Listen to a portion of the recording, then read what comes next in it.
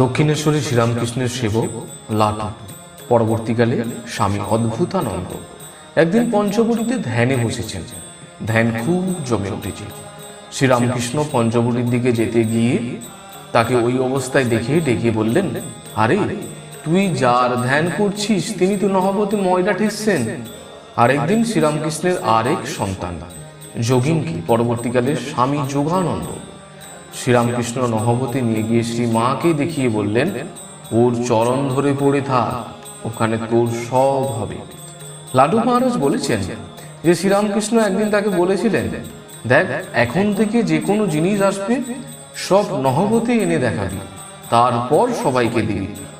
এর কারণ ব্যাখ্যা করে লাটু মহারাজ বলেছেন, জিনিসগুলোর দোষ কাটাবার জন্য তিনি মায়ের কাছে নহবতে পাঠাতে বলতেন।